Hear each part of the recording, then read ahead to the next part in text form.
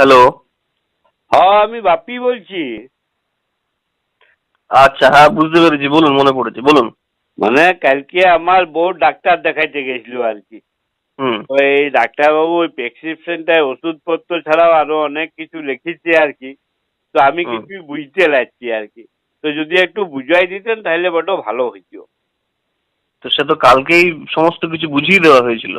বুঝতেই পারছেন তো, মেয়া মানুষের বুদ্ধি। ওইখানে সব বুঝিয়েছে, ঘর আসতে আসতে সব ভুলিয়ে গেছে। তো যদি আরেকটু যা- বুঝাই দেন আর কি, একটু কষ্ট করে, তাইলে বড্ড ভালো হয় আর কি। আপনি আসেননি কালকে ওনার সাথে? না, আমি তো যাওয়া হয় নাই আর কি।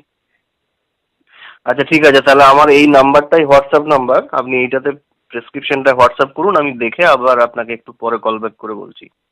ঠিক আছে, ঠিক আছে, আমার হুম। বউকে বলছি ওইটাকে ফটো তুলে পরে আপনাকে হোয়াটসঅ্যাপ করে দেবো। আচ্ছা। তবে ওই আরেকটা কথা ছিল আর কি। হ্যাঁ মানে বলুন। আমি আবার একটা ভিজিট দিতাম। মানে ডাক্তারবাবু যদি ওই একটা কাগজে যদি কিছু একটু খিস্তি ফিস্তি লিখে দিত, তাহলে বড় ভালো হইতো। মানে হাতে লেখাটি এত সুন্দর। মানে? মানে ওই আর কি, কতগুলা লোককে আবার দমে খিস্তি দেওয়ার ইচ্ছে আছে আর কি। কিন্তু মুখে বলতে পারি। তো ওই কাগজটা যে তাদেরকে ধরাই দিতাম, তারা পুরে বুঝতে লাগতো আর আমারও খিস্তি দিয়াটা হয়ে যেত আর কি।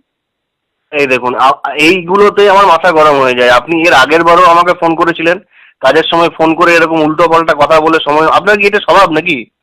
আরে যেটা সত্যি মশাই আমি সেটাই বলছি, আপনি রাখবেন না, রাখবেন না। এগুলো ডাক্তারদের নিয়ে আপনি কি ধরনের কথা বলছেন? আরে যেটা সত্যি মশাই সেটাই বলছি। এই যে আমাদের গায়ের এক ডাক্তার আর কি, বুঝলেন তো। ওর একটা ডিসপেন্সারি আছে। তো রুগী দেখছিল আর কি। তো রুগী দেখতে দেখতে ও একজনাকে হাত দিয়ে চিঠি লিখে ওর বউকে পাঠাইলে যে ইয়ার হাত দিয়ে আমার খাবারটা পাঠাই দিবে। তো সেই চিঠি পড়ে ডাক্তার বাবুর বউ কি বুঝলে কে জানে।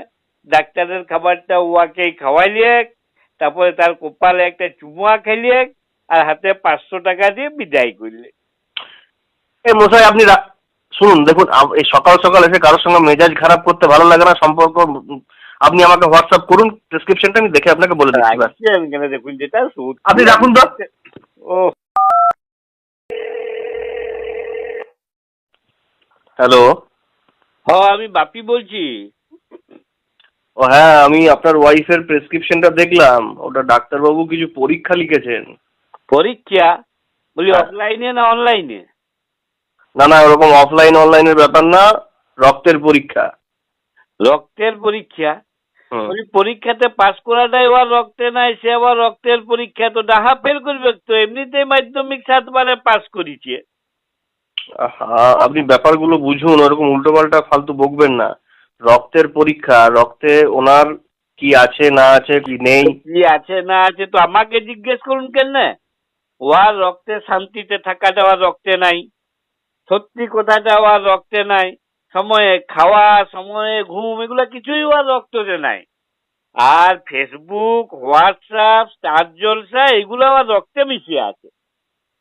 এইরকম দাদা, মেডিকেল সায়েন্সটা আপনার মতো পাগলামো করার জায়গা নয়, কথাগুলো বোঝার চেষ্টা করুন। হ্যাঁ, প্রেগনেন্ট মহিলাদের গ্রুপটা জানা দরকার, ওনার গ্রুপটা জানতে হবে। তো গ্রুপটা তো আমাকে জিজ্ঞেস করলেই পারেন। আরে সবলা সেলফ হেল্প গ্রুপ, ওইটাতেই তো গ্রুপ করে না। আর শুনুন মশাই, রাখুন তো, যত সব কাজের সময় তো মাথা গরম করেন, আপনি খুব ফালতু লোক আছেন। রাখুন। হ্যালো। হ্যাঁ, আমি বাপি বলছি। দাদা আপনি কেন বুঝতে চাইছেন না দাদা? এতবার করে বলছি আপনাকে, আমরা কাজের সময় আছি, পেশেন্ট দাদা, আছে, ডাক্তার আছে, দাদা, আমাদের দাদা, সময় দাদা, নেই রাগ এরকম বিরক্ত। করবেন নাই, দাদা রাগ করবেন নাই। দেখুন, আমার বউটা পুয়াতি হয়ে গেছে। একটু সবাই মিলে উদ্ধার করে দেন দাদা। আর আর আমি এরকম ভুল কখনো করব না দাদা। এইবারটা আমাকে সবাই মিলে একটু উদ্ধার করে দেন। আপনি কি বলতে চাইছেন, কি বলতে চাইছেন বলুন? ওই তারপরে কি লেখা আছে? ওটা আপনার আলট্রাসোনোগ্রাফি লেখা আছে। আল্ট্রাসোনোগ্রাফি? হ্যাঁ, ওইটাতে এবার কি হয়? ওইটার সাহায্যে দেখা হয় বাচ্চা মায়ের পেটের মধ্যে ঠিকঠাক আছে কিনা। লাও বাবা, বেশ বলেন। বলি এটা কি স্কুল বটে না কলেজ বটে, যে বাচ্চা মায়ের পেটে ঠিকঠাক থাকবে না তো এখান থেকে সিনেমা দেখতে চলে যাবে কি? বেশ বলেন আপনারা। দেখুন, মেডিকেল সায়েন্সটা এরকম আপনার মতো পাগলামো করার জায়গা নয়। যেটা বলছি শুনুন, আলট্রাসোনোগ্রাফির মাধ্যমে দেখা হয় মাতৃগর্ভে বাচ্চার পজিশনটা। দেখুন, আপনিই বলুন। ও কি বিরাট কোহলি বটে যে ব্যাট ধরার জন্য পজিশন নিয়ে দাঁড়ায় থাকবে? সেটা আপনারা দেখবেন যে কি পজিশনে আছে। ভাই ফালতু লোক একটা আপনি, আপনার মতো ফালতু লোক আমি দুনিয়া দুটো দেখিনি। অসভ্য করা রাখুন মনটা, কাজের সঙ্গে বিরক্ত। রাখা কেনে রাখ।